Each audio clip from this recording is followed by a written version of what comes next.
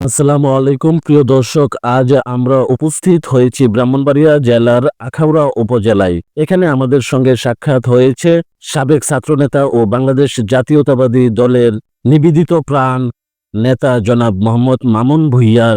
এক বিশেষ সাক্ষাৎকারে তিনি আলো টিভি নিউজ 24-কে আখাউড়া উপজেলার সাম্প্রতিক ও অতীতের রাজনৈতিক প্রেক্ষাপট তুলে ধরেন। তিনি জানান, বিগত ফ্যাসিবাদী সরকারের আমলে স্থানীয় নেতাকর্মীরা নানানভাবে নির্যাতিত, নিপীড়িত হয়েছে। সেই দুর্দিনে তাদের পাশে ছিল কেবল কয়েকজন প্রকৃত বন্ধু ও সহযোদ্ধা। প্রিয় দর্শক, কিছুক্ষণের মধ্যেই আপনি তার মুখ থেকে সরাসরি সাক্ষাৎকার শুনতে পাবেন। এতক্ষণ আপনাদের সঙ্গে ছিলাম আমি শাহিন খান রাহুল। সত্য, নির্ভরযোগ্য সংবাদ পেতে আমাদের ফেসবুক পেজ ফলো করতে ভুলবেন না। বিসমিল্লাহির রহমানির রহিম। আমি মোহাম্মদ মামুন ভূঁইয়া, আমি আখাউড়া উপজেলার বাসিন্দা। আমি 2001 সাল থেকে জাতীয়তাবাদী দল ছাত্র থেকে আমার রাজনীতি শুরু। আমি প্রথমে আখাউড়া উপজেলার রাজনীতি করছি, জাতীয় দলের রাজনীতি করার শাখা থেকে শুরু। তারপরে আমি ঢাকা চলে যাই, ঢাকা থেকে আমি প্রতিষ্ঠানে ছাত্র দলের রাজনীতি করেছি।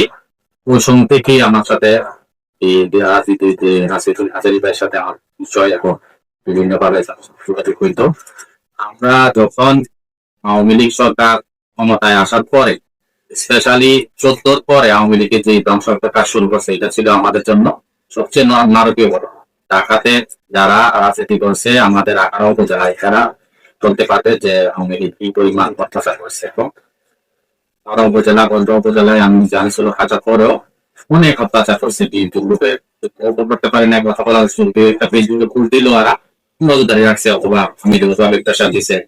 অসংখ্য উদাহরণ আছে, যে কারণে আখাউড়া নেতাকর্মী জেল কাটছে। আর এত কিছু পরেও কিন্তু আখাউড়া উপজেলা উপজেলা বিএনপির বহু নেতাকর্মী রাজনীতি অবস্থান ধরে রাখছে দল থেকে, যেটাই স্টপ থাকছে, কিন্তু দল থেকে যায় নাই। যারা চলে গেছে তাদেরকে বাধ্য করেছে। আমাদেরকে সর্বোচ্চ সহযোগিতা বলতে যদি আমি বলি, আমাদের প্রথম ছিল স্যারে চলে যায়। ওই সময় একমাত্র আমি মনে করি একমাত্র নাসিরউদ্দিন হাজারী ভাই একমাত্র ব্যক্তি যে সুরমান স্যারের সাথে মিলেমিশে যারা নেতাকর্মী ছিল তাদেরকে সহযোগিতা করছে। এটার অসংখ্য প্রমাণ আছে। সুরমান স্যার আর হাজারী ভাই একসাথে মিলেমিশে রাজনীতি করছে, অনেকদিন করছে। এটা বিভিন্ন বিভাগীয় সমাবেশ করছে, মিটিং করছে। তারপর আখাউড়া উপজেলায় 10 উপজেলায় নেতাকর্মীদের বিভিন্ন ব্যক্তিগত চাহিদা বলে, সাংগঠনিক চাহিদা বলে, এগুলা হাজারী ভাই অর্থনৈতিক ভাবে সর্বোচ্চ সহযোগিতা করছে, স্যারের সাথে মিলেমিশে করছে। আমি মনে করি বিএনপি মনে বড় একটা রাজনৈতিক দল, এই দলের অসংখ্য নেতাকর্মী আছে, সমর্থক আছে।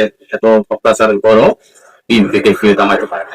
5ই আগস্টের আগে যারা চুপ ছিল, এরা হয়েছিল পারিবারিক বিষয় থাকে, সামাজিক বিষয় থাকে, এজন্য সবাই স্টপ ছিল। বিএনপির সমর্থন ছিল 100%, দেশবাসী এখন দেখতেছে। বা বর্তমানে ব্রাহ্মণবাড়িয়া 4 আসনের যদি আমি হিসাব করে দেখি, তাহলে আমি মনে করি যে নাসিরউদ্দিন হাজারী ভাই উপযুক্ত, কারণ উনি জেলা সভাপতি ছিলেন, বিশ্ববিদ্যালয়ের আহ্বায়ক ছিলেন, আখাউড়া উপজেলার সভাপতি বিভাগীয় দায়িত্ব পালন করছে কৃষক দলের, ঢাকা কেন্দ্রীয় কমিটির সদস্য ছিলেন কৃষক দলের। রাজনৈতিক অভিজ্ঞতা হাজারী ভাইয়ের, যারা বর্তমানে পদপ্রার্থী আছে, এর থেকে যদি তৈরি তোলে সাংগঠনিক ভাবে হাজারী ভাইয়ের অভিজ্ঞতা আছে। উনি অর্থনৈতিক ভাবে সহযোগিতা করেছেন, রাজনৈতিক ভাবে সহযোগিতা করেছেন। আখাউড়া পরিবারের নেতা বলতে পারবেন না যে হাজারী ভাইয়ের কাছে গিয়ে কোন বিষয়ে ফেরত আসছে। উনি এমন একটা লোক, উনার কোন বদনাম বিচারে পাবে না। যদি আখাউড়া পরিবার কোন বিভিন্ন নেতা কর্মী তার যদি কোনো বদনাম আনতে পারে, তাহলে আমি বিচার দেব। একজন সরল মানুষ এবং সাংগঠনিক লোক, সর্বস্তরের মানুষের সহযোগিতা। এখনো উনি রাজনীতি নিয়মে রাজনীতি করে, ক্রিমিনাল মাইন্ড ওনার ভিতরে নাই। আমি বিএনপি ভারপ্রাপ্ত চেয়ারম্যান তারেক রহমান স্যারকে বলবো যে আপনি তদন্ত করেন, দেখেন আখাউড়া কসবা কোন প্রার্থী উপযুক্ত।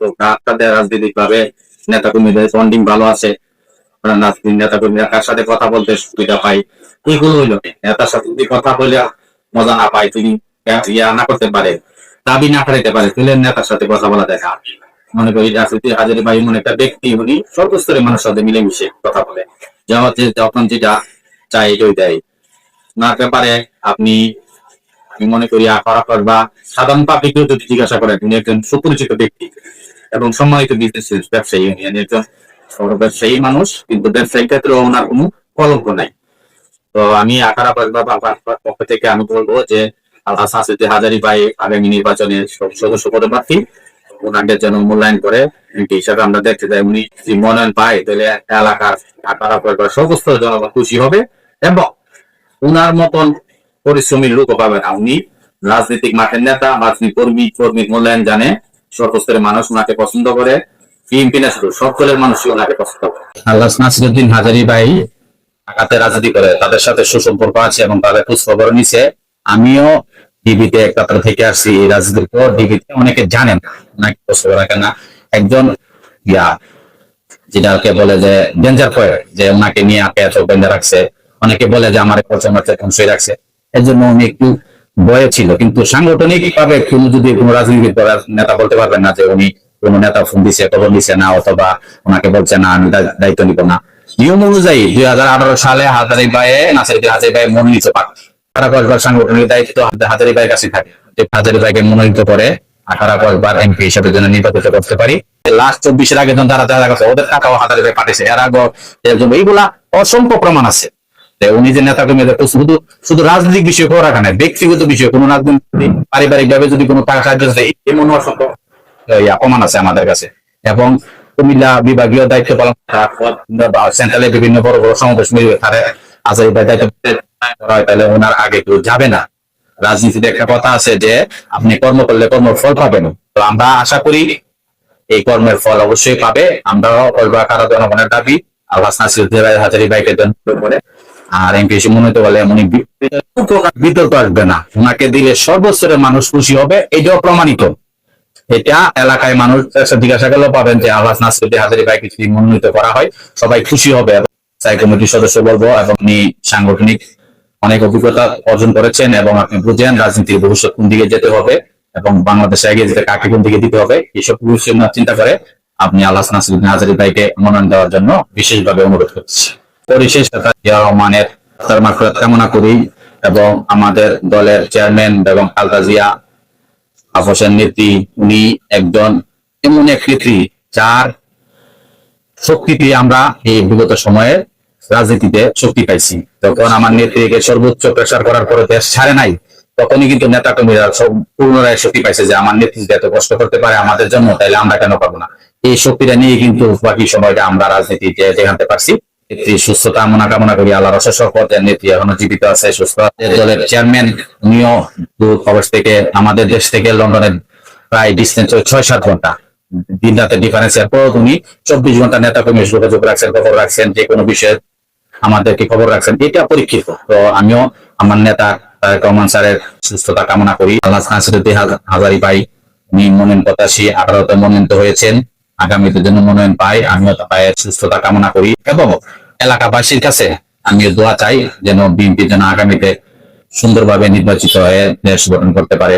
সবার কাছে দোয়া প্রার্থী। সাংবাদিক ভাই আমাদের কাছে আসছেন, আমার কাছে আমি চাই আমার এই বার্তাটুকু আপনি দেশবাসীর কাছে পৌঁছাই দেন।